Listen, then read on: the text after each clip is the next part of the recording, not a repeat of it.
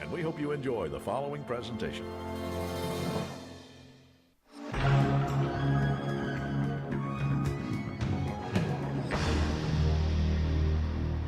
Hello and welcome to LegalEase. My name is Vincent Perryman and I am a local attorney with the law offices of Vincent Perryman.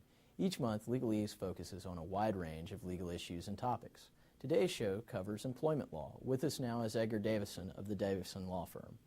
Thanks for being with us today. Well, thank you for having me. When we hear the words employment law, there's so much that goes on in employment and labor, and I'm not even sure what all that covers. So let's just start off with a brief overview. Okay, employment law involves all the rights and responsibilities of both employee and employer in the workplace. On the employee side, if you were harassed on the job, you would need an employment lawyer. If you were wrongfully terminated, you would need an employment lawyer. On the employee side, if an employee sues you for wrongful termination or anything of that nature, you would need an employment lawyer. Severance agreements, you would need an employment lawyer to review those. It involves everything involving the workplace. Okay, so I guess that would include non-competes and things of that nature. Absolutely. Non-competes and like I said before, severance agreements. Those are, I do a lot of that type of work. Okay. So what is the typical, wrongful termination case, and can you just walk us through that? Yeah, a typical wrongful termination case involves a firing or a termination that is not legal. First, we have to start with the employment at will doctrine. Tennessee is an employment at will state, which means that you can be terminated for any reason whatsoever, as long as it's not illegal. They can come in and say, Vince, I don't like the suit you're wearing right now, so you're fired. And that would be legal. It wouldn't be fair, but it would be legal. There are certain exceptions to the employment at will doctrine, though, and that's when you need an employment lawyer. One of those is if you have a contract with your employer, and the terms of your contract are breached by your employer. If that happens, then you need to seek out an employment lawyer and determine what your rights are. The second reason would be a retaliation case. Say you took workman's comp or reported violations that your employer was doing, such as a whistleblower action, and they fired you for that. Well, then you need to seek out an employment lawyer because that's typically not legal.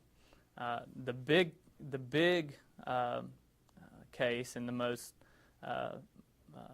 the case that comes through my office the most would be what's called a Title VII case or a Tennessee Human Rights Act case, which makes it illegal for an employer to discriminate based on age, race, sex, national origin, color, or age. And those types of cases are very common, and if you feel like you've been discriminated in one of those ways, then you have rights under both Title VII and the Tennessee Human Rights Act, as well as other statutes, such as Americans with Disabilities Act and others.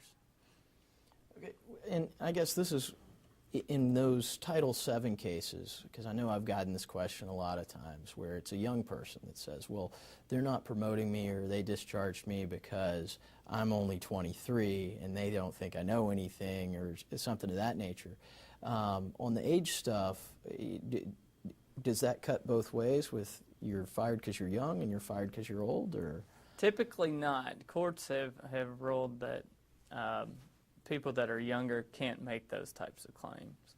Those generally fall under what's called the Age Discrimination in Employment Act, and you have to be over 40 to make that type of claim, and the person who is being treated better has to be substantially younger than you, which is over a few years old, older or younger. So when you're dealing with the different varieties of the wrongful termination, what is sort of the burden that you have to prove? Well, there's several things that you have to prove. One is that you're in a protected class, and that's age, race, sex, national origin, and it can be disability. That's another one. If you're in that protected class, then you meet the first qualification. If an adverse employment action is taken against you, you meet the second criteria. And that an adverse employment action can be a demotion, it can be a suspension, but most typically it's a termination. The third thing is you had to have been qualified for the position. If you weren't qualified for the position to begin with, you're not going to have much of a case. And once you meet your initial burden, the burden goes back to the employer to say, no, these are the real reasons we terminated them. And then after that, you have to prove that, or come up with proof that the employer is, their reason is false or is not to be believed. And that's how the courts generally analyze those types of cases. They analyze them different depending on the type of case it is, of course. But that's your general Title VII and Tennessee Human Rights Act analysis that the court would go through. Okay, well, and as far as the other flavors on the wrongful termination and discharge actions, how do those work? Such as what now? Well, as far as, if it's retaliation for whistleblower or something of that nature.